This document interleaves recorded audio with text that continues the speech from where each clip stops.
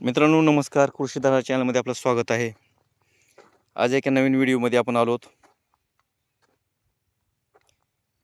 शेतकरीची यशोगाथा. मित्रांनो मी मागच्या वेळेस हा प्लॉटचा तुम्हाला व्हिडिओ दाखवला होता. एक व्हिडिओ बनवला होता आपण. ह्याचं मेन पीक आहे द्राक्ष. द्राक्षाची लागवड केलेली आहे. हे द्राक्षाचं झाड आहे.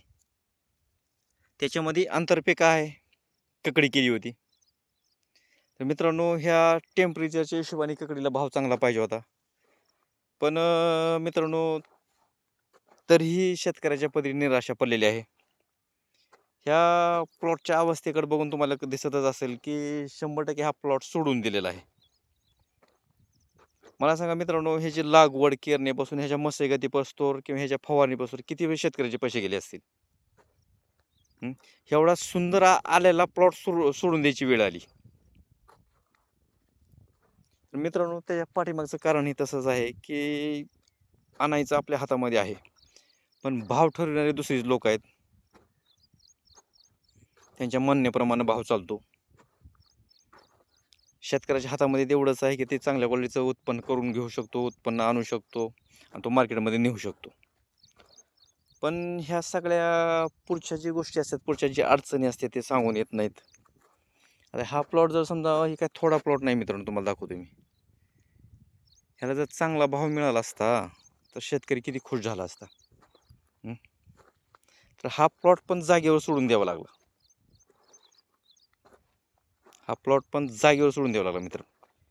काकड्या तुम्ही बघू शकता एवढ्या निब्बर झाल्या त्या मध्ये, मोठ्या झाल्या सगळ्या, आहे का भोपळ्यासारख्या तर काकड्या दिसायला लागलेत. तर एवढा सुंदर असा प्लॉट सोडून द्यायची वेळ शेतकऱ्यावरती आली मित्रांनो.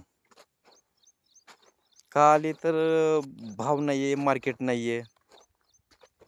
मार्केट नसल्यामुळं हे प्लॉट जागेवरती सोडून द्यावा लागला शेतकऱ्याला. या शेतकऱ्याची माझं चर्चा झाली मित्रांनो, तर ह्याचा जो लागवडीचा खर्च झाला होता 40-50 हजार रुपये. मग त्याच्यामध्ये त्याच्या फवारण्या आल्या, त्याची औषधं आली आणि त्याचं ते रोपं आली.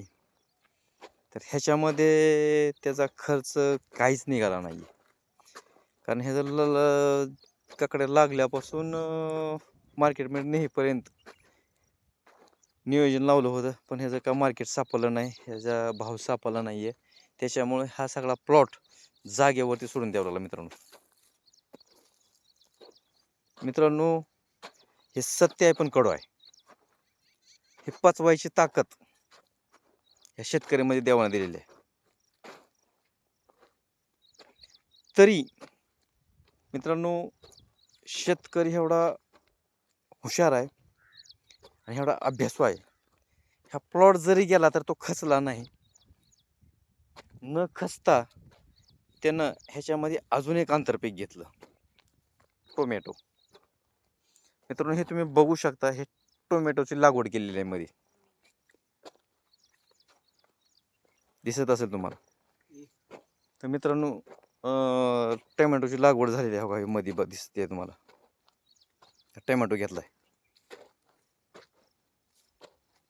मग त्यानं लगेच न खचता लगेच दुसरा प्रयोग करायला सुरुवात केली. दिसते ना तुम्हाला टोमॅटो.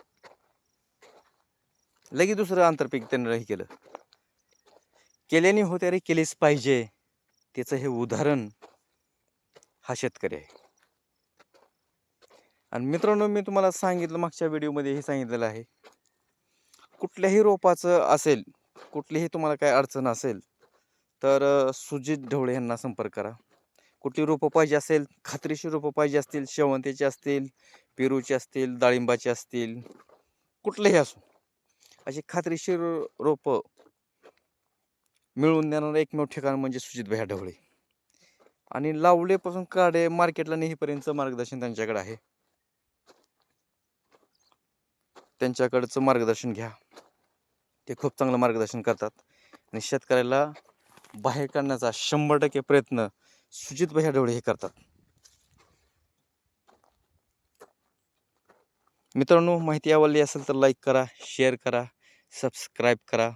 धन्यवाद मित्रांनो.